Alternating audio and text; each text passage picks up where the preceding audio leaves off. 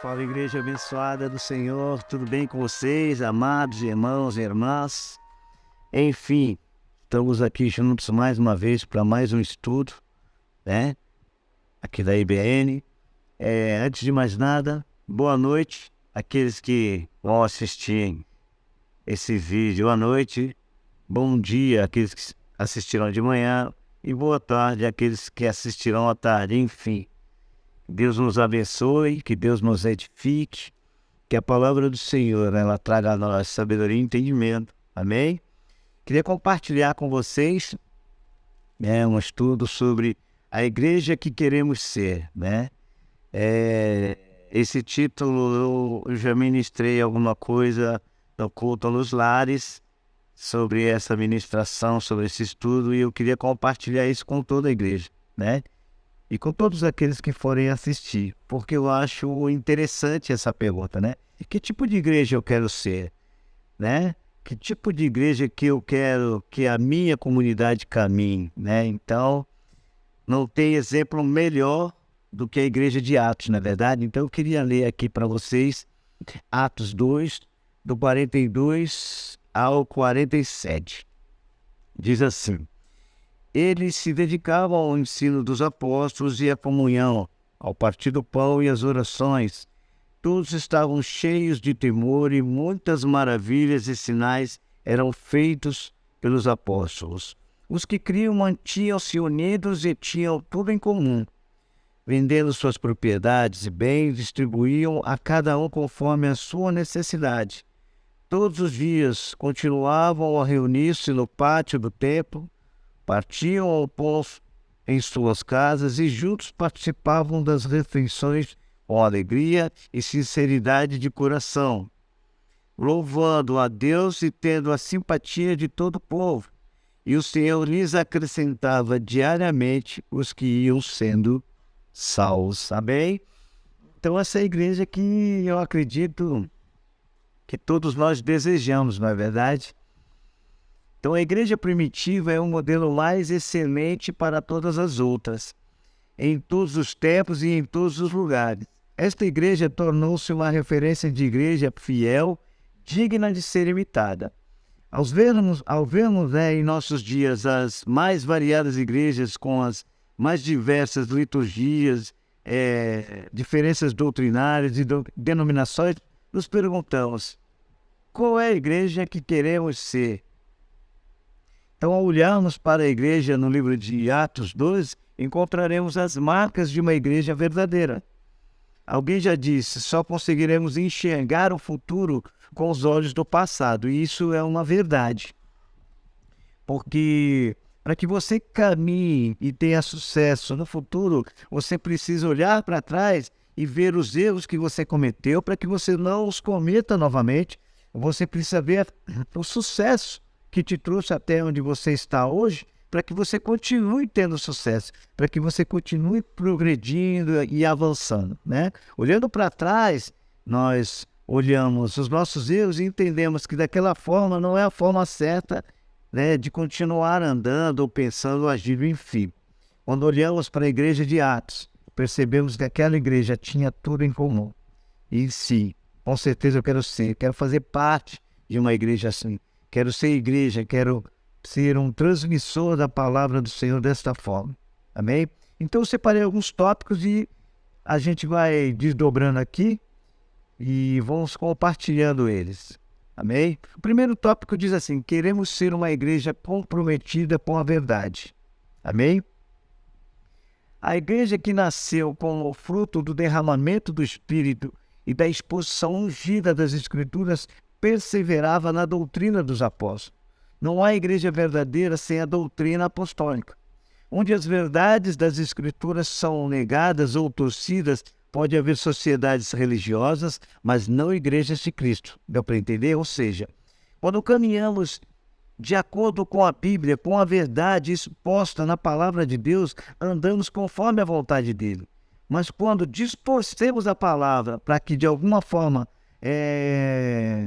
tenhamos sucesso ou tenhamos quantidade, enfim, quando agimos dessa forma, infelizmente a igreja ela acaba tomando rumos que não são bons. Amém? A igreja não pode estar à mercê de doutrinas de homens, mas fundamentada na eterna e infalível palavra de Deus. Amém? Lá em 2 Timóteo 3, 16 e 17 diz assim: toda a escritura é inspirada por Deus e útil para o ensino, para a repreensão, para a correção e para a instrução na justiça, para que o homem de Deus seja apto e plenamente preparado para toda boa obra. A igreja não pode andar às escuras, não é verdade? Ela sabe com segurança para onde vai, ela anda na luz da verdade. A igreja atual precisa urgentemente voltar para as escrituras. Infelizmente, o que está crescendo espantosamente no nosso país não é o evangelho, mas um outro tipo de evangelho. O evangelho mistificado, sincrético, antropocêntrico, que busca agradar os homens em vez de glorificar a Deus. 2 Timóteo ali em cima, como eu li, 3, 16 ao 17, diz que as escrituras elas são inspiradas por Deus, através do Espírito Santo, homens usados pelo Senhor para que pudéssemos conhecer aquilo que está no coração de Deus. Se a Bíblia é inspirada por Deus, por que não seguir a Bíblia, não é verdade? E tudo que é contra, e tudo que não está aqui, não vem de Deus. O homem, claro, manipula muitas vezes aquilo que está aqui. Então nós precisamos estar sensíveis a isso, amém? Queremos ser uma igreja comprometida com a verdade, então precisamos nos alimentar da verdade, da Bíblia, da palavra de Deus. E Josué 1,8 diz assim: não deixe de falar as palavras deste livro. Não deixe de falar as palavras deste livro da lei e de meditar nelas de dia e de noite, para que você cumpra fielmente tudo o que nele está escrito. Só então os seus caminhos prosperarão e você será bem-sucedido. Salmo 33,4 diz assim: pois a palavra do Senhor é verdadeira, ele é fiel em tudo o que faz. Tremendo, né? Então, aqui em Josué já está dizendo: não deixe de falar as palavras deste livro, não deixe de pregar, não deixe de evangelizar, não deixe de manifestar, e meditar nesta palavra todos os dias, de dia, de noite, a todo momento, para que desta forma a palavra ela se entranhe em seu coração e na sua mente, e dessa forma você possa cumprir fielmente tudo aquilo que está escrito. Só então seus caminhos eles prosperarão, porque pela fé nós agradamos o coração de Deus, amém? E se alimentando da palavra, também caminhamos conforme a sua vontade, amém? Então precisamos ser comprometidos com a palavra de Deus e suas verdades, amém? Então o primeiro tópico ali nós falamos o quê? Que a igreja que queremos ser, ela precisa ser comprometida com a verdade. Segundo, a igreja que queremos ser, ela precisa ser marcada pela união entre irmãos. Vamos lá. Uma igreja jamais poderá atrair pessoas se não houver comunhão entre seus membros. Amém? Então, em João, vou preparar aqui. Em João 13, do 34 e 35, diz o seguinte: um novo mandamento vos dou, que vos ameis uns aos outros, como eu vos amei a vós, que também vós, uns aos outros, vos ameis. Nisto todos conhecerão que sois meus discípulos, se vos amardes uns aos outros. O amor é a evidência do verdadeiro discípulo de Jesus. Nesta igreja, todos os membros da igreja estavam juntos e tinham tudo em comum. Nesta igreja, a prioridade eram pessoas. Infelizmente, hoje, invertemos a prioridade. O importante acaba sendo quantidade de membros e quanto isto está gerando financeiramente. Gente, eu estou falando de uma realidade que, infelizmente, impera e opera na maioria das igrejas, principalmente aquelas igrejas que são grandes, igrejas com muitos membros. Financeiramente são igrejas que têm muito poder aquisitivo, poder financeiro. Então isso aí acaba virando a cabeça dos líderes. Porque se o dinheiro fosse todo investido na igreja, nas famílias, todos os membros, desde o pastor até o último cara lá que limpa o banheiro, todos teriam o mesmo nível, na verdade. Mas o que a gente vê? Pastores com mansões, com carrões, enquanto que o povo está ali passando necessidades. E não é esse tipo de igreja que Deus tem buscado, não é esse tipo de comunhão entre irmãos, de união entre irmãos que Deus tem buscado na igreja, amém? Como eu posso amar a Deus, né, se eu não amo meu irmão? Se eu não tenho compaixão, se eu não tenho carinho, respeito por ele? Fica difícil, né? A igreja de Atos acolhia com muito amor todos os que chegavam e, ao mesmo tempo, era simpática com os de fora. Está lá em Atos 2:47. A igreja apostólica era uma comunidade terapêutica, né? Atualmente, muitas vidas, em vez de serem curadas, saem mais doentes do que quando entraram na igreja. Numa sociedade ferida e quebrada pelo pecado, a igreja de Cristo é lugar de refúgio e restauração para aqueles que se arrependem e creem no Senhor Jesus. Gente, isso é uma verdade. Eu sou um exemplo vivo disso, né? Quando eu comecei a congregar, foi difícil para mim, claro, né? Não era uma coisa normal, não eram hábitos normais estar na igreja para mim. Mas a igreja, a palavra de Deus, quando eu falo igreja, eu falo no conjunto da obra, né, gente? É a palavra de Deus, o pastor, junto com a palavra de Deus, o Espírito Santo sendo derramado sobre nós, tudo isso causa em nós transformação, não só na nossa mente, né? Mas na nossa vida, no nosso físico também, né? Quando eu falo ali que a igreja apostólica era uma comunidade terapêutica, porque verdadeiramente era assim que ela acabava atuando na vida dos seus membros, de uma forma terapêutica mesmo, né? Como se os membros são doentes e os apóstolos e bispos e pastores ali são os médicos, sendo usados por Deus, né? Deus, o médico dos médicos, e nós, pastores, seus servos, e Deus usando as nossas vidas, usando cada um de nós para que os membros da igreja sejam curados, muitas vezes fisicamente, né? Porque os milagres aconteciam, e muitas vezes espiritualmente. Então,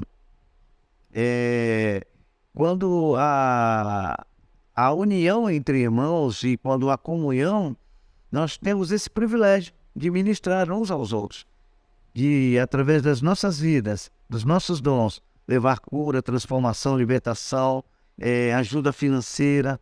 Amém? Então isso é muito importante. Então eu quero ser, sim, eu quero ser uma igreja marcada por essa união. Eu quero que a comunidade cristã Redenção, ela seja uma igreja marcada pela comunhão, pela união, pelo amor, pelo respeito.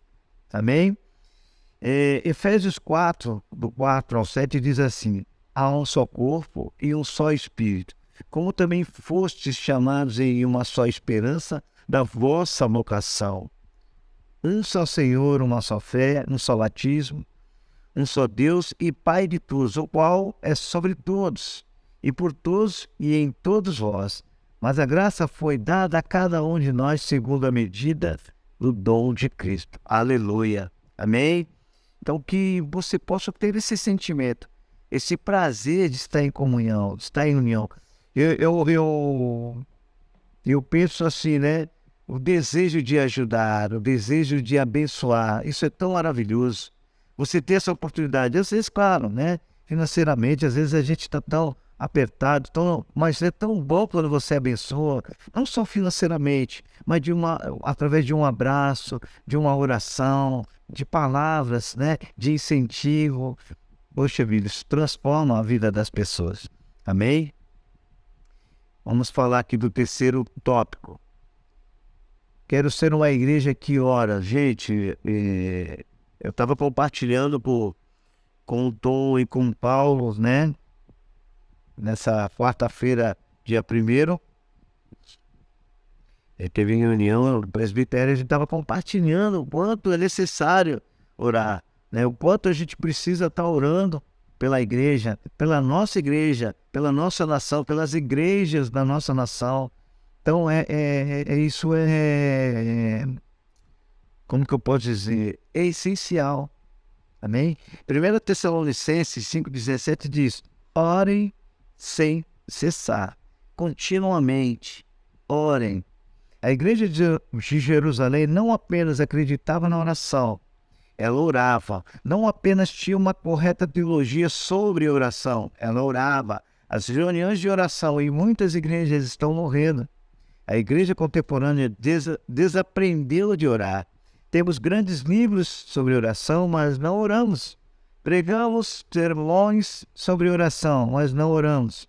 O povo de Deus anda muito ocupado para ocupar-se com Deus. Que triste isso, né? Que eu coloquei aqui. Porque essa carapuça serve para todos nós. Né? Temos tempo, gente, temos tempo para tantas coisas, mas não temos tempo para separar para orar a Deus. Temos tempo, sim, para pedir, né? Aí a gente tem tempo para... Ai, Deus, olha, eu estou passando por problemas financeiros. Ai, Deus, a saúde... Olha, a minha saúde, a saúde da minha família. A gente pede. Aí a gente sabe. Mas a gente não tem tempo para dialogar com Deus, orar, agradecer. Obrigado, Deus, pela tua presença. Obrigado pelo teu amor, Pai. Obrigado pela salvação do Senhor. Obrigado pelo teu cuidado. Porque me protege a minha família, meus irmãos, meus amigos. A gente ora correndo quando é necessário para nós. Enfim, né? Precisamos ter tempo de oração com Deus. Precisamos ter intimidade com Deus. Quando adoramos e oramos, fazemos praticamente a mesma coisa. Amém? Nós precisamos ter esse sentimento. Em Jeremias 29:12 diz assim: então vocês me invocarão, se aproximarão de mim em oração, e eu os ouvirei. A palavra é clara, orem a mim. Olha só, vou repetir, Jeremias 29:12. Então vocês me invocarão, se aproximarão de mim em oração, e eu os ouvirei, gente. Então nós precisamos invocar o nome do Senhor. Precisamos clamar. A palavra é clara, orem a mim. O Senhor nos chama a confiar nele, a buscá-lo de todo o coração, porque é tão difícil falar com Deus, né? Ele é acessível a todos nós, amém? Então, assim, hoje temos fome de muitas coisas. Temos fome de sucesso, temos fome da fama, do dinheiro, etc. Mas parece que não temos fome de Deus. Só lembramos de Deus muitas vezes quando precisamos. Então isso é muito triste, né? Porque como esperar um outro Pentecoste,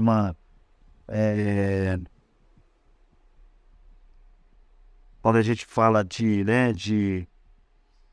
como eu vou esperar o derramar abundante do Espírito, aquela transformação, se ainda não fomos despertados para orar?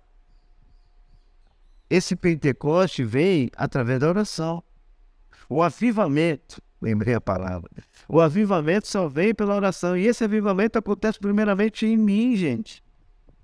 Se eu não estiver avivado, transformado, não tem como eu levar isso para a igreja, porque isso é individual. Primeiro vem a igreja toda, unânime, perseverando em oração, para só depois vir o Pentecoste, vir o avivamento. Se não for desta forma, não vai acontecer.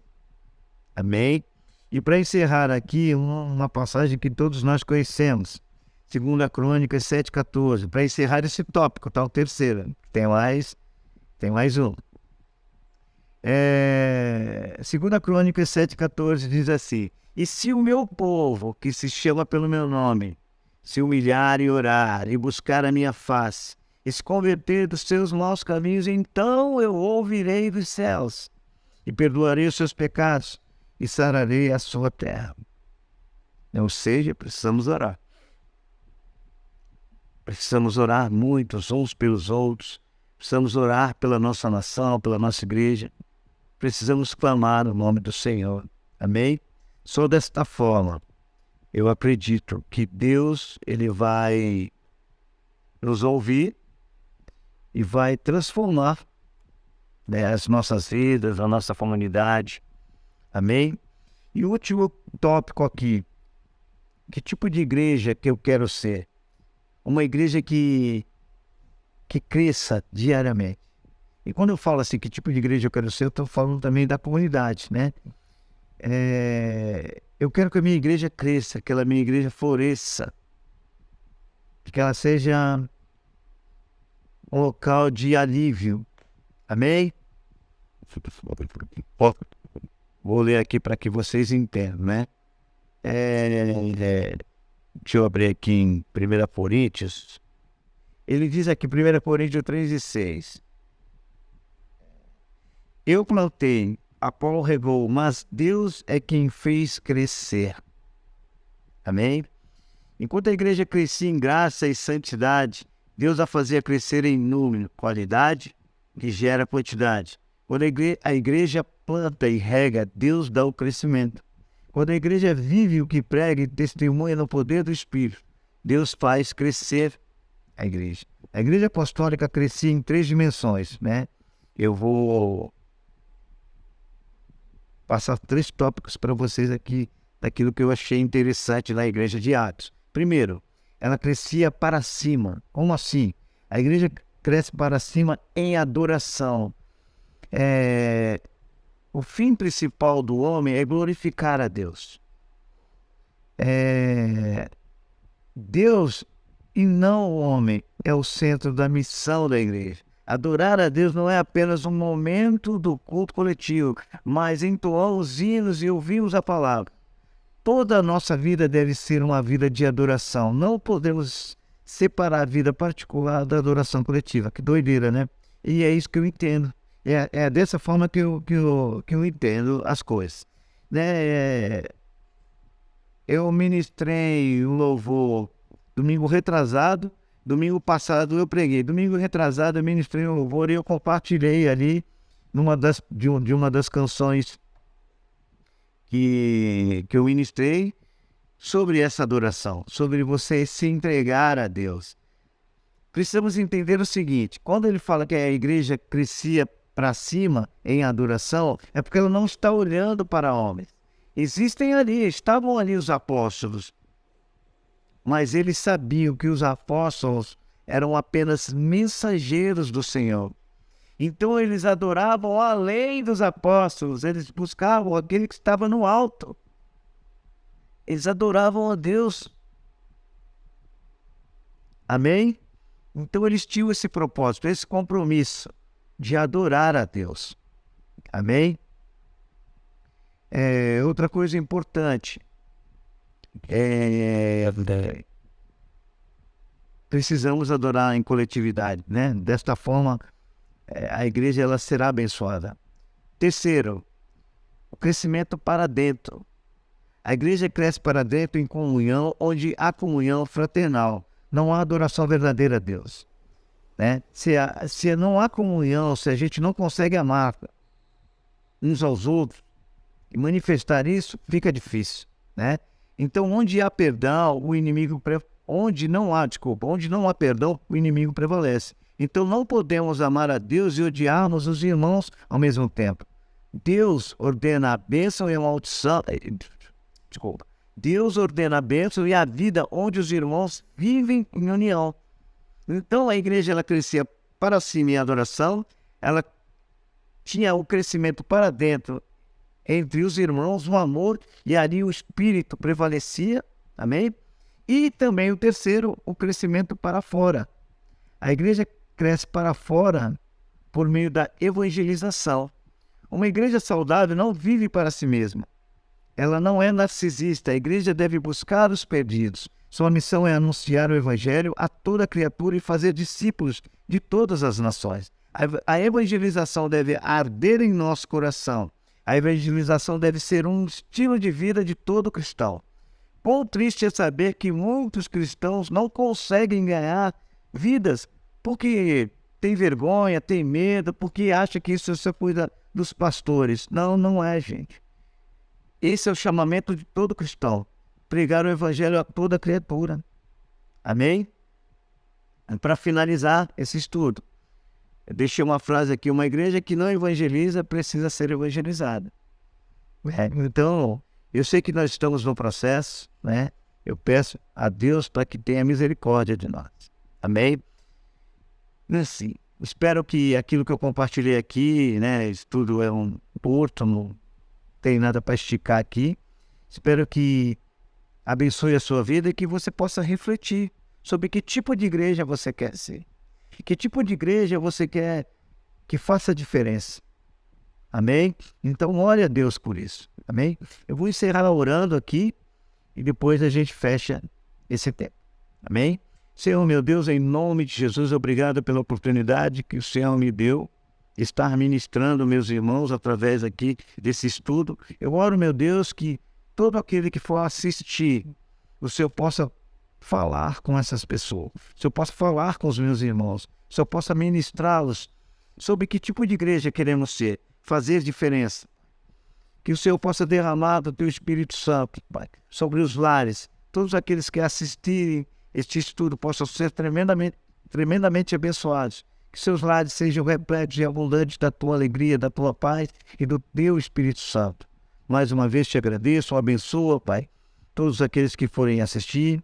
Que a Tua paz esteja sobre as nossas vidas para sempre, em nome de Jesus. Amém, igreja? Um beijo no coração de todos, que Deus vos abençoe, para a honra e glória de Jesus. Amém?